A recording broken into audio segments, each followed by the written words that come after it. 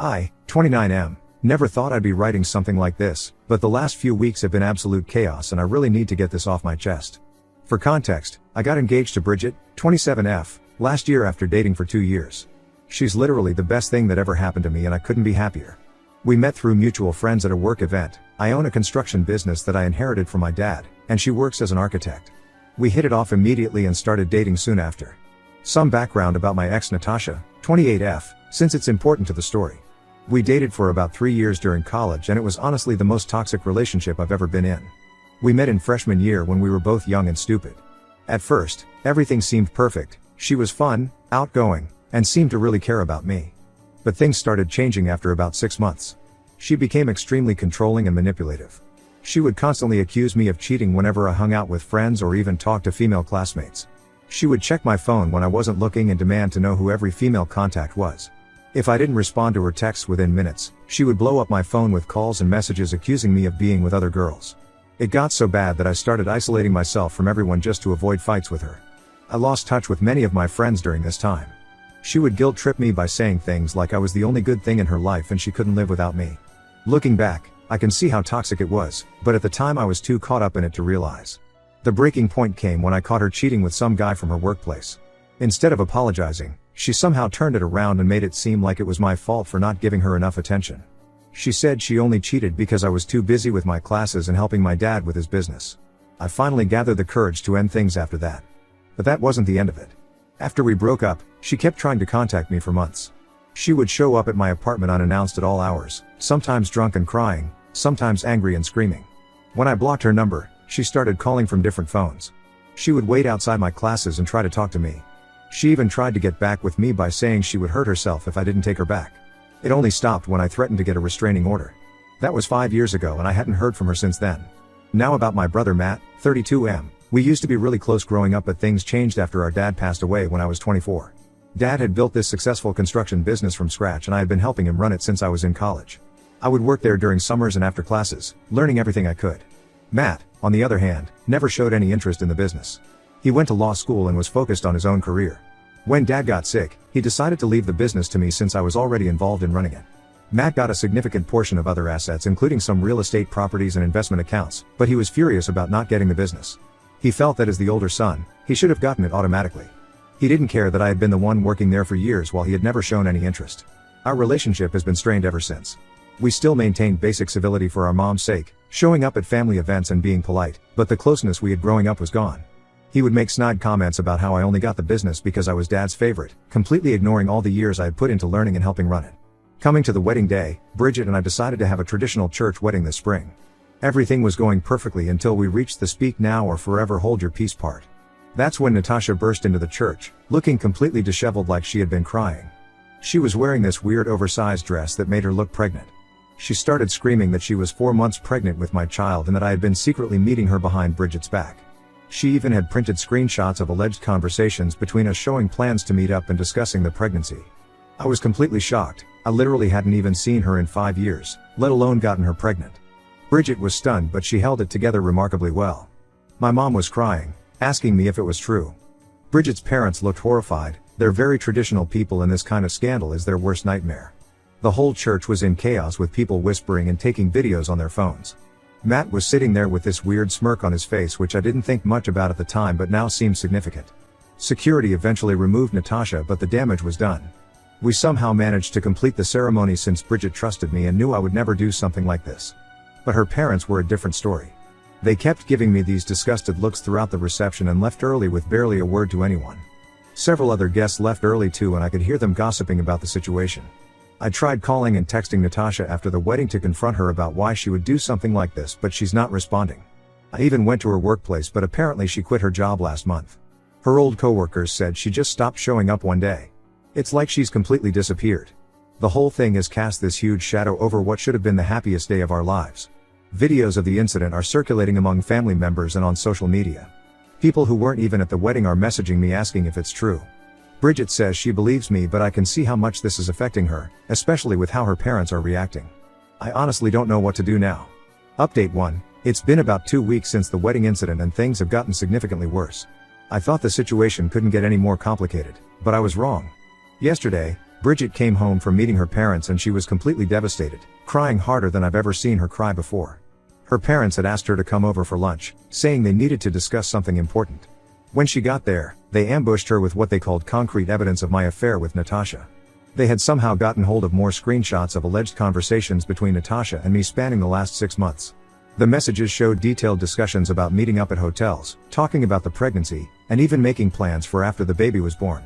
They also had photos of us together that were supposedly taken recently. The photos showed what looked like Natasha and me at various locations, outside a restaurant, in a park, and even one where it looked like we were kissing. Bridget says the photos look real, but I know for a fact they're photoshopped because I was never at any of those places with Natasha. The worst part came when her parents gave her an ultimatum. They told her that either she leaves me now, or they'll completely cut her off from the family. They said they couldn't bear to see their only daughter with someone who would cheat on her and abandon his own child. They brought up how Bridget's sister Sarah's marriage had ended 2 years ago because her husband had been cheating on her with multiple women. Sarah went through a horrible depression after that and had to move back home for almost a year to recover. Her parents said they saw the same signs in our situation and they weren't going to stand by and watch another daughter go through that kind of pain. They even went as far as to say that if Bridget stays with me, they won't consider her their daughter anymore. They won't attend any family events if she's there, won't speak to her, and won't have anything to do with any future children we might have. This is especially hard for Bridget because she's always been extremely close to her parents. She's their youngest daughter and has always been the good girl who did everything right. She lived at home through college to save money, always consulted them on major decisions, and even chose her career in architecture partly because her dad is in real estate development and they often work together on projects. Bridget keeps telling me she believes me and knows I would never do this to her, but I can see how much this situation is destroying her. She's barely sleeping. I hear her crying in the bathroom at night when she thinks I'm asleep. She's hardly eating anything and has lost weight in just these 2 weeks. Her work is suffering too. She's made mistakes on projects that she would never normally make. I've tried reaching out to her parents multiple times to explain my side, but they won't even talk to me. They've blocked my number and told all other family members not to pass any messages from me. When I tried to stop by their house, they threatened to call the police for harassment. They're completely convinced that I'm this horrible person who got his ex pregnant and abandoned her, and nothing I say or do seems to change their minds. What makes this whole situation even more frustrating is that Natasha is still nowhere to be found. None of her old friends know where she is, and her social media accounts have all been deactivated. Her old phone number is disconnected. The address her workplace had for her turned out to be an old one. The current residents said they've never heard of her. It's like she showed up just to ruin our wedding and then vanished into thin air. Something about this whole situation feels off, but I can't put my finger on what it is. The timing of everything is too perfect. Natasha quitting her job right before the wedding, having all these fake screenshots and photos ready, knowing exactly when to burst into the church for maximum impact. It feels almost planned. I saw Matt at our mom's house yesterday and tried talking to him about it since he works as a private investigator. I thought maybe he could help track down Natasha or at least figure out where all this fake evidence is coming from. But he was weirdly dismissive about the whole thing, saying I probably deserved what was happening to me for being such a golden boy all these years. When I pressed him about why he would say something like that when my marriage is falling apart, he got angry and stormed out. Mom mentioned later that he's been acting strange lately, spending a lot of money, being very secretive about his phone calls, and missing family dinners which he never used to do before. I'm trying to stay strong for Bridget, but this whole situation is taking a toll on me too. The business is suffering because I can't focus properly. I keep checking my phone constantly hoping Natasha will contact me so I can confront her about all this. Every time I see a notification, I hope it's her parents saying they believe me, but it never is. I just don't know how much longer we can go on like this. Update 2. Well, the truth finally came out and it's even worse than I imagined. Last week, I received an anonymous email with a video attachment. The subject line just said you should see this, and normally I would ignore such emails, but something made me open it. It was security camera footage from a coffee shop downtown, timestamped about a month before my wedding. The video clearly showed Matt meeting with Natasha. In the footage, they were sitting in a corner booth having what looked like a serious conversation. Matt seemed to be explaining something while Natasha nodded along. At one point, he pulled out an envelope and handed it to her. She looked inside, smiled, and then they shook hands. The whole thing looked like some kind of business deal. This got me really suspicious, so I hired a private investigator, not from Matt's firm obviously. I gave him all the information I had, including the coffee shop video. Within a few days, he uncovered something shocking. He found bank records showing that Matt had transferred $50,000 to Natasha in 3 separate payments over the month before the wedding. The first payment was made right after that coffee shop meeting. The investigator also discovered that Matt had hired a professional photo editor to create those fake screenshots and photoshopped pictures that Natasha had shown to Bridget's parents. The guy who did the editing came forward when the investigator contacted him, apparently feeling guilty about his part in it. He provided all the original photos that were used for the Photoshop job. They were mostly taken from my social media and combined with recent photos of Natasha. With all this evidence in hand, the investigator was able to track down Natasha. She's been staying at her cousin's beach house a few hours away. When confronted with the evidence, she finally broke down and confessed everything. Matt had tracked her down through his Pi connections and approached her with this plan. He knew about our history and played on her lingering feelings for me.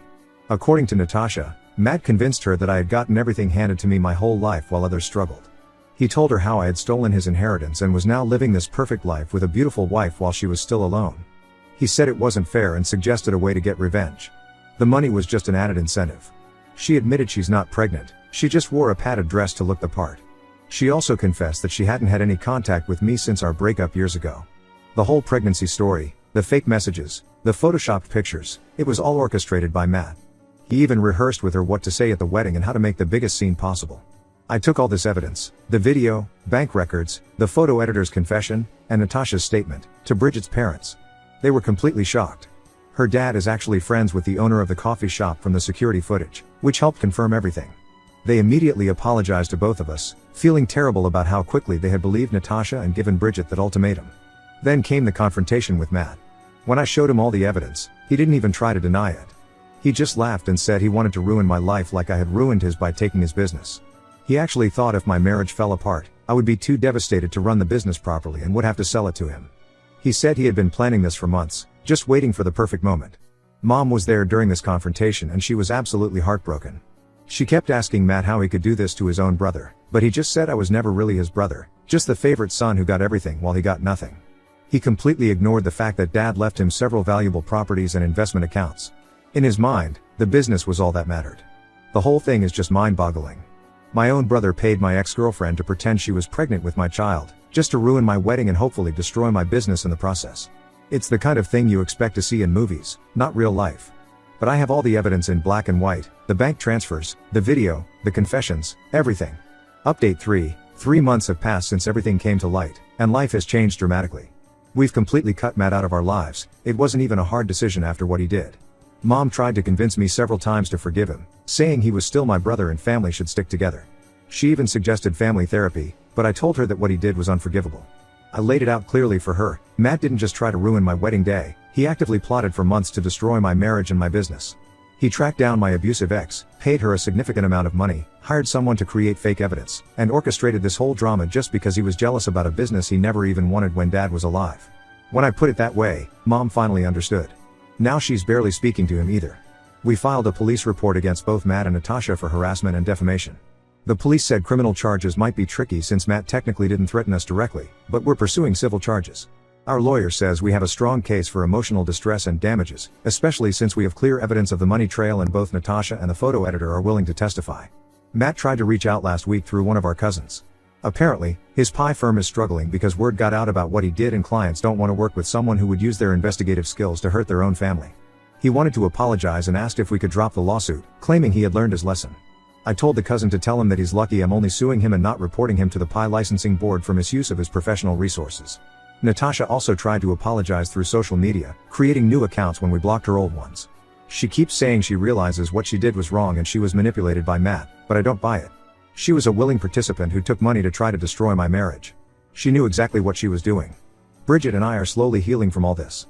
Her relationship with her parents is still strained. She says she can't forget how they were so quick to believe the worst about me without any real proof. They chose to believe a stranger's word over their own daughter's judgment. They're trying to make it up to us by being extra supportive now, but as Bridget says, you can't unring a bell. They broke her trust in a fundamental way. The silver lining in all this is that Bridget and I are stronger than ever. She stood by me even when her own parents were against us, and that means everything to me. She trusted her gut about me being innocent even when all that fake evidence was stacked against me. Not many people would have that kind of faith in their partner. We've gotten some really nice support from my employees too. When they heard the whole story, they were outraged on my behalf. Many of them had worked with Dad and me for years and knew how hard I had worked to learn the business. They've been extra dedicated these past months, helping keep everything running smoothly while I dealt with all this drama. We're focusing on our life together now and trying to put this whole nightmare behind us. We're planning to move to a new house in a different neighborhood, somewhere with better security this time. It's sad that we have to think about things like that, but after everything that happened, we're not taking any chances. Some wounds take time to heal, but at least now we know who we can really trust.